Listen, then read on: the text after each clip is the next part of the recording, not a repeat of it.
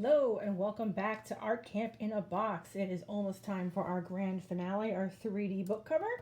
But before we start our final project comes our final and most fun lesson, textures. So I have pre-rolled out some plain and some color clay that we're just going to get to play with this lesson. So this is going to be a game. Give yourself 5 minutes on the timer, either on your phone or on the microwave, and just run around wherever you are, finding stuff with cool textures on it. Cool shapes, random things, just 5 minutes and come back. This is what I found in my 5 minutes. And I'm going to take you through some of this to show you how to make different cool things on your clay that you might not have thought would make cool things on clay. So let's see what we got. I got a dice cup, I got some toys, I got some random stuff from the kitchen. So here is a rolled up ball of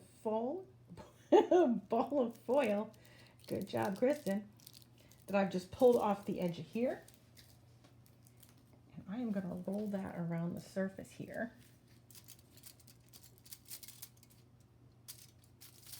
It's hard to see this close, but it makes this neat, fine, bumpy texture. So if you want things to look like bread or something fluffy like fur, you can use that. Let's see what else I got. I picked, here's just the bottle of paint because that was the closest thing to hand. But we're going to take the cap and just do a little stamp on there. That makes a nice circle. If we stamp all the way down and twist, we can lift that off into a cutout that you can layer on top of here with shapes.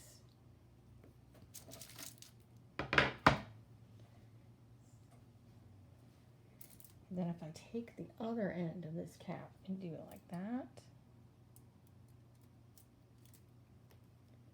I get a pretty perfect looking eyeball, which is good for someone like me that can't draw round things very well.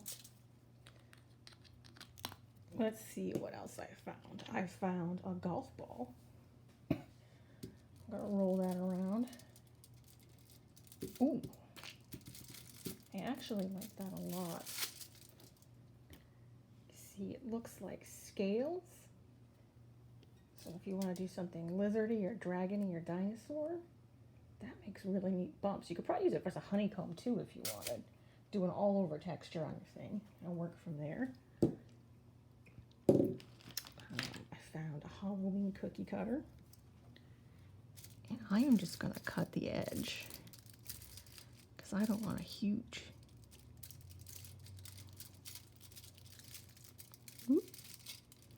It's going to pull a bit, but when we squish it and then peel it,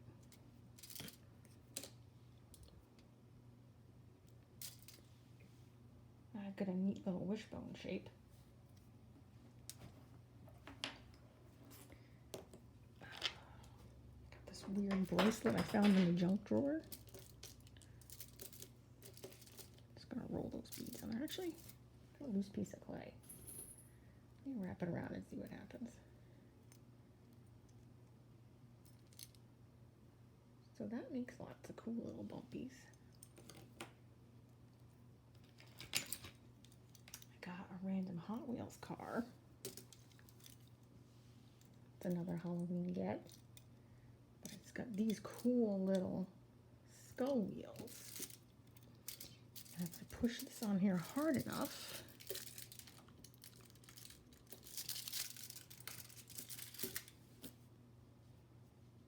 I get cool little skull stamps. If I squeeze it around the tailpipes here,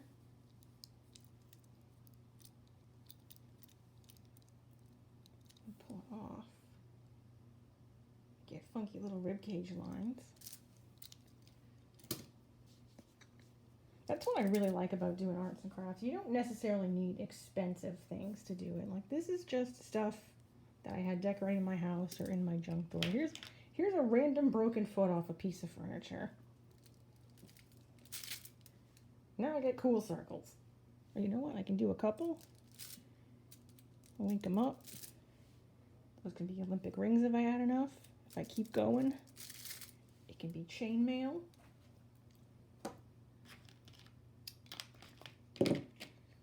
This weird kitchen tool. I don't even know what this is for.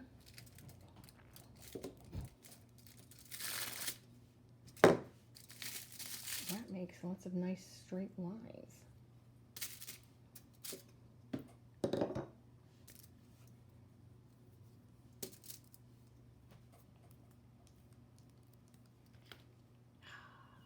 was really excited with this because I thought I'd get cool dinosaur skin, but it didn't come out so well. But I found out accidentally if I squish the whole thing onto the head like this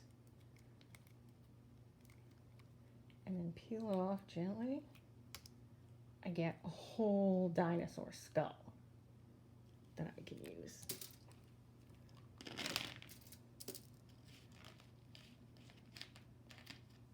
Here is a broken piece of ring. I can roll it and make a texture. Like that. Because it's straight, I can keep making lines with it all the way across.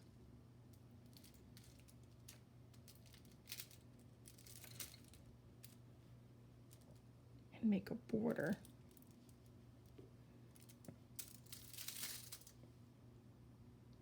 Looks like cool little X's. Some perler beads that I had. Whoopsie. Broke that earring. I can fix that. Bumpy, same as the golf ball. Kind of not worth wrecking my earring, but I can fix that. Sword letter opener. So I can feel really cool when I open up all my bills. Push that up here, because this has got a cool texture on it. When I pull it off, yeah. It's a cool little monster eye. It's bumpy, almost like a squid's eye.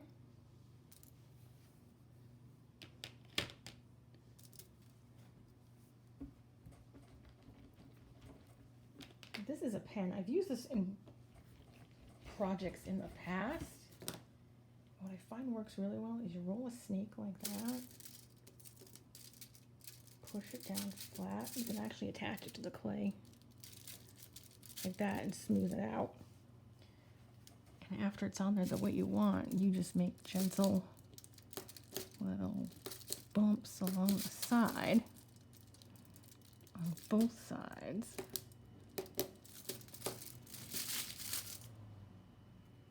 And you get this really neat tentacle pattern. So you could use that with this. I have a squid eye and these cool long squid arms. What else did I find? I found a dice cup. Anything that's round like this is good because if you like the texture, all you gotta do is keep rolling it.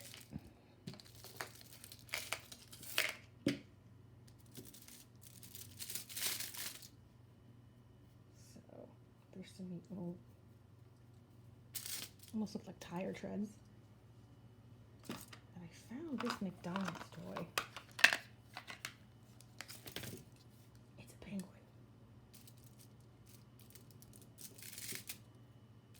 So he makes cool little half rings. What I really like, see how this has shingles on the top? If we push down the clay on there, let's see if I can get some cool. And it works. So this can be shingles, those can be scales.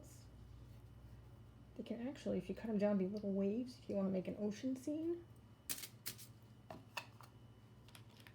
Yeah, when it comes to texture, you're kind of only really limited by your imagination. Like the 5-minute run through your house is a great way to just grab some stuff you would normally never think of. Like some of these toys and things were just like, I asked my partner, grab me some stuff I wouldn't have thought of, because I grabbed some things too. And he wound up finding some cooler stuff. Like, I like the car. I really like this bead texture. You grab the golf ball. I think that's probably the coolest in terms of an overall texture. I do really like that dinosaur head though.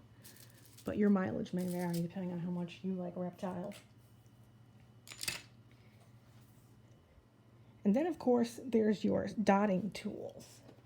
You can always use these for textures too, either by pushing or on the really skinny ones, you know, the thinner tips. You can kind of gently dot everything in an area and make stuff look fluffy. It's another one. This small bumps, fur. If you drag it a little bit, I've seen them done to look like hamburger buns. I'm not quite that good, or either that good or that patient. I think it's just that I'm not that patient. That's kind of neat. But yeah, play around with that. Find some good textures, some things that grab you.